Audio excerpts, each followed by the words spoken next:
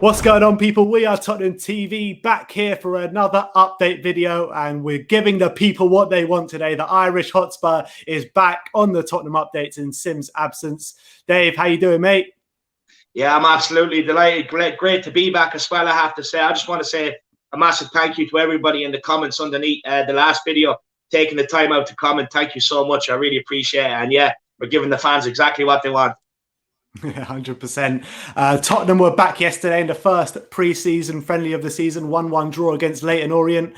How did you assess the game? Are you happy Spurs are back? How excited were you to watch that game yesterday? Yeah, look, I'm absolutely delighted Spurs are back. I'll be honest, it's been a long, depressing summer for me. You know, even when Ireland aren't in international tournaments, it's all about Tottenham for me. This is what we dedicate our lives to year in, year out. And for me, I'm delighted we're back. Just on yesterday's game, look, second half, once you made the 10 changes, you can't really take anything from that. It was all the youngsters out there. Couple of takeaways you can take from the first half. Now, hear me out. I don't think you can take too much from this game.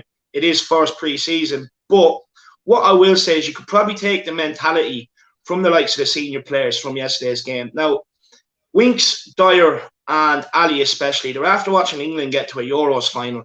They were in that team. All of a sudden found themselves out of the team. Now, for me, if I was in their position, regardless would it be in first game back, I would want to come out all guns blazing and show something, you know, especially with the World Cup right around the corner to try and get back in the team. And I wasn't expecting them to hit the ground running, but I was expecting to see glimpses. And I don't think any of our senior players really stepped up in the first half yesterday. I would disagree. I think that Lucas Moura definitely put in a shift in that first half. I thought he was good yesterday. Obviously, Harry Winks, I don't think was that good, but he did have a good helping hand in the goal, that's for sure, with a nice little turn and a pass into Lucas Moura. I thought Eric Dyer was defending well at times, albeit against a Leyton Orient attack. Look, it's the first game of pre-season, and I think it's more of like a fitness regime than it is to look at what kind of quality you can bring to the team. But I wasn't disheartened with the kind of first-team players in the team yesterday. Maybe there were a couple, but the ones I mentioned I thought definitely played well. And who I thought really played well were Niall John and Dane Scarlett. I thought both of them really put in brilliant shifts yesterday, and I was really impressed with Niall John. And that Dane Scarlett finish was so underrated. Didn't even take a touch. Let the ball guide him into the box, and with a lovely, lovely finish, finding the bottom corner. So I'm really expecting Dane Scarlett to push on this year. I really am. I hope to see him getting some minutes in the Conference League, getting some minutes in the Carabao Cup and whatever, maybe in the early rounds of the FA Cup. But I was happy with what I saw in the first half yesterday. And like you say, in the second half, you can't really assess it too much because all the big players went off. Yeah, look, also another name we need to mention, I think, is Pat Scotzi. I thought he was brilliant at right back yesterday. You know, he showed desire, determination. He didn't really get caught out defensively. And at times, I like the way he bombed forward with the ball, because we've seen too many of our fullbacks just pass it inside and short responsibility. The fact that he was getting on the ball and driving and getting us out. At one stage, he bet 2 players and won a free kick in their half, which was brilliant. With Dane Scarlett, look, the run was unbelievable. The run forced the pass from Lucas Moura. I do want to say Lucas Moura did have a good game. Sorry, Lucas Moura did have a good game. But the run that Dane Scarlett, it forced the pass from Lucas Moura, and then to show the composure to you know, slot it between the keeper's legs, absolutely brilliant. What I'd ask you, Ben, is do you think that means Dane Scarlett is ahead of Troy Parrott in the pecking order then? Because he did start, and I believe that the players that started, the youngsters that started yesterday are probably youngsters that you might see throughout the Europa Conference League, League Cup, FA Cup sort of games. What do you think? Yeah, I do think so. I think that when they've both been on a football pitch, I think Dane Scarlett has showed so much more than Troy Parrott ever has in a Tottenham shirt. I think Troy Parrott, I think he needs to get his head straight, because I think there is something just a bit off with Troy Parrott. I can't really put my finger on it, but he has gone on a couple of loan spells now, hasn't really kicked on from there. And I think that, like I said, Dane Scarlett, every time he's been on a football pitch for Tottenham Hotspur, I think he's done himself a credit, and you can't really say the same about Troy Parrott. So for me, I think Dane Scarlett is ahead of Troy Parrott in the pecking order, and even albeit that Dane Scarlett's got a couple of years on him, being only 17 years of age, and I think Troy's about 19, 20 now. So it doesn't bode well for Troy Parrott, but he can only blame himself, and he can only get past this himself by working hard on the training pitch and working hard on if he goes out on loan. So I do think Dane Scarlett's ahead of him in the pecking order, but Troy Parrott can only work on that himself. I don't know what you're feeling on it, being an Irishman yourself, and he's got a couple of goals. He's probably shown more in an Ireland shirt than he has in a Tottenham shirt. Yeah, look, he has looked a bit better in an Ireland shirt than he has a Tottenham shirt. He has scored 2 goals against Andorra. Look, for me, Ben, I think the difference is even when Scarlett came on in the Europa League, right, last season, it's the runs he makes. It's his football IQ, his intelligence. He knows he can spot the gap and time the run. So therefore, he's not really relying on his strength to kind of hold up the ball going up against defenders. He's using his pace. And for me, I think with Troy Parrott, he is looking to get on the ball. He's looking to come for the ball. And he's not bulked up enough to be able to hold off defenders. So therefore, it's easy to pick his pocket. It's a bit similar to kind of Jack Clark.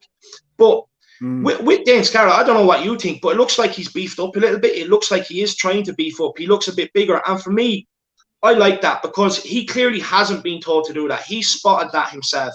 He's realised, okay, my runs are getting me into the positions.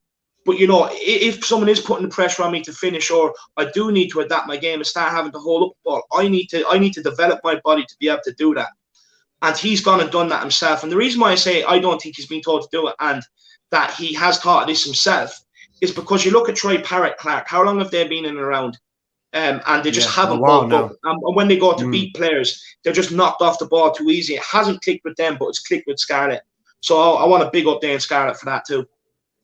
Yeah, 100%. I think you're 100% spot on that one. And I think that you can really tell the difference in mentalities of player when you're comparing Dane Scarlett to Troy Parrott. Because Troy Parrott, he's been in and around the scene for a while. People were bigging him up a couple of years ago now.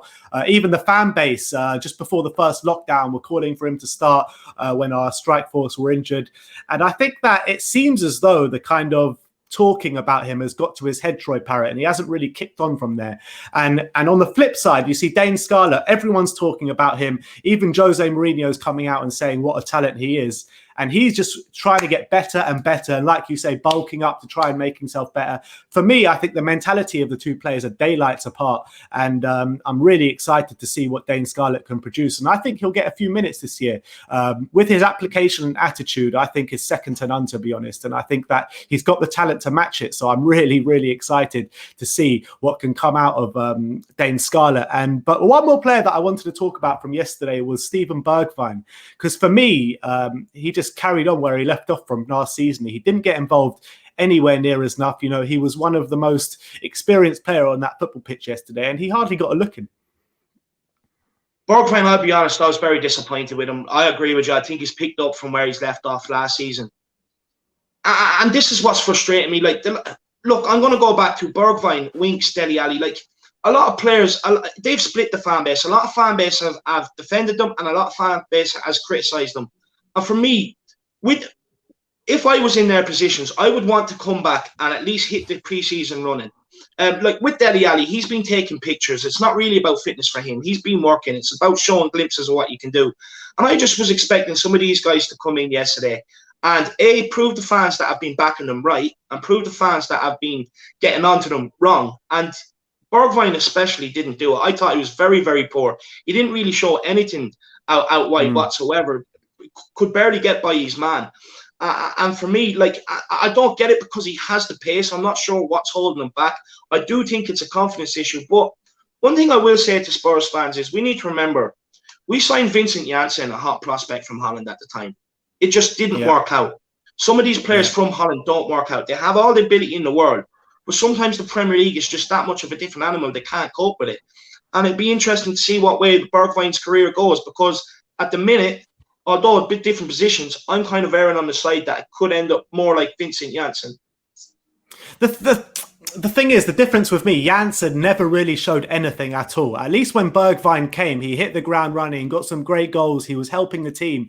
And, you know, you remember when Kane and Sonny were out injured, when Bergwijn first came at the end of that season or just before lockdown, he was the one that was really providing for us in that part. You know, he was chasing down balls. He was showing quality. And him and Lo Celso were like our two best players in the side. And both of them really haven't done it for the last 6 months. So, for me, I back Bergwijn to provide in a Spurs shirt, albeit he's not doing it just yet. He just needs a bit of confidence about him. But I don't want to read too much into yesterday's performance because it is the first pre-season back, and obviously it is against like a lower league side as well. But I do back him. I do back him to show his true colours to Tottenham Hotspur. If you were a coach, Ben, if you were a coach at Tottenham right now, and you clearly see that it's kind of confidence is his issue, what would you do to try and improve that? Because all it takes, I do think there's natural ability there. Like you said, we have seen him, getting on the end of things. That goal against Villa at the back end of last season, what a strike! Let's be honest about it. But it's more so his wing play that kind of lets him down, and I do think it's more confidence based, especially after 2 losses against Liverpool. He kind of just went MIA.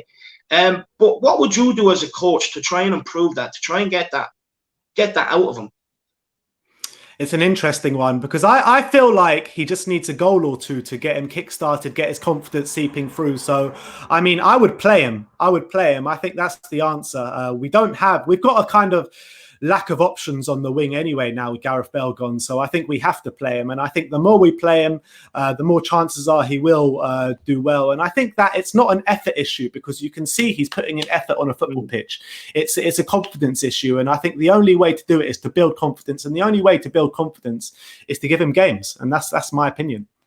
And we also have to remember that Nuno had a player sort of similar confidence issue with Traore. So look, maybe he can get the best out of Bergwijn. And look, Bergwijn's definitely going to be this season. He's nowhere near in the shop window. I just hope it clicks with him. I really do, because we could really use him out on the right.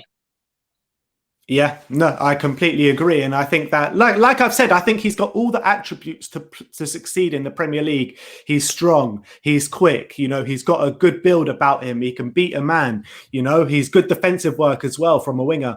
So I think, like I said, he's got all the tools. I think we just need to unlock that confidence in him once again, because we've seen that once he has that confidence, he can provide for us.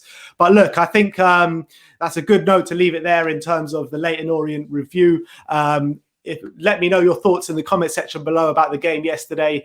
And yeah, thanks, David, for coming on. You'll see us on a Tottenham update very soon. But like, subscribe, and comment. And as always, come on, you Spurs. Come on, you Spurs. In Nuno we trust.